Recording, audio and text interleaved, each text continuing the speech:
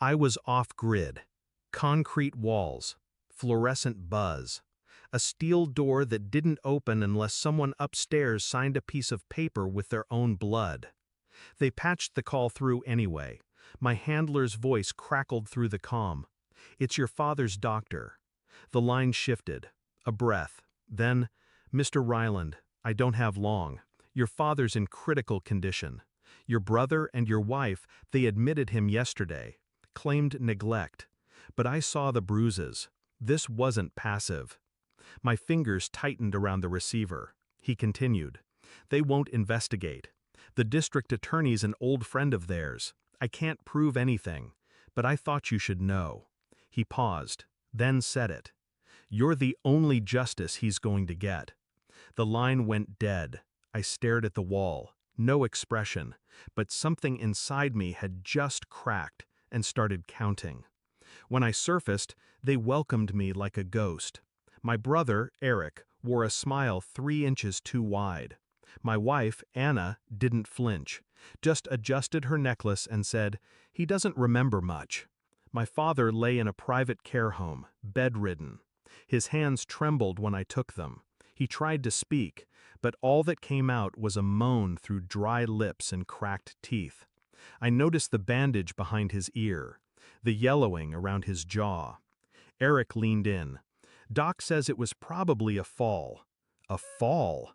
3 ribs broken, a wrist shattered, teeth missing. A fall? I didn't answer, just nodded. Anna kissed my cheek. Her lips were cold. "You're back," she whispered. But her eyes?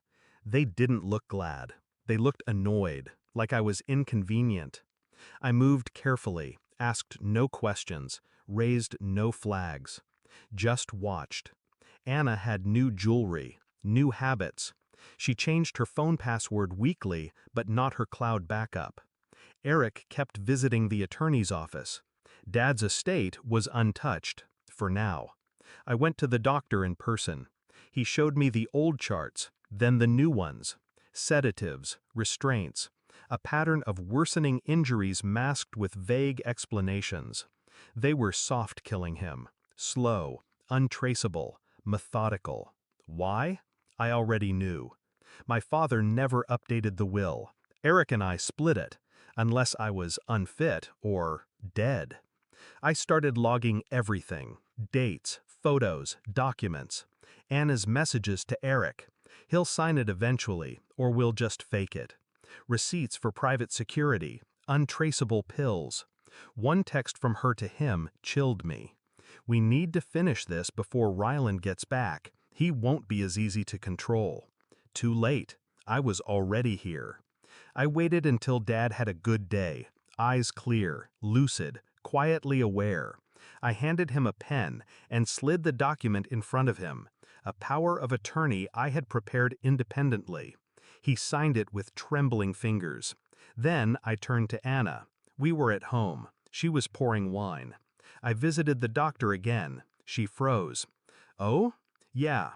I set a folder on the counter. "He's stable now." She didn't open it, just stared. I watched the flicker behind her eyes. "Funny," I said. "His bruises stopped after I came back."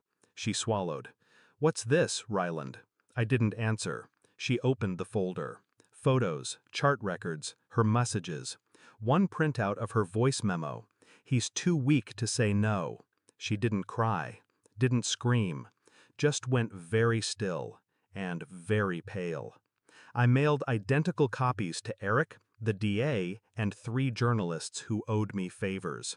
I didn't warn them, didn't explain, just let truth sink like a hook into soft flesh. 2 days later, Anna came home to find all her bank accounts frozen. Eric's house was raided by Internal Affairs for insurance fraud. Dad was moved to a secure location under my name. Anna tried to speak to me. "Ryland, we can fix this." I didn't respond, just handed her a single key. She frowned. "What's this?" "Storage unit, Unit 31. Everything I didn't tell the press is in there." She laughed nervously. "You wouldn't." "I haven't," I said. "Yet." She opened her mouth, but I'd already walked away. Dad died 2 months later, peacefully, naturally. I sat with him in silence, holding the same hand that once held mine. He squeezed my fingers, just once, before the machine flatlined. There were no tears, no funeral, just ash. Anna vanished shortly after. Eric tried to sue. He failed. I bought a cabin in the North Woods and never returned to the city.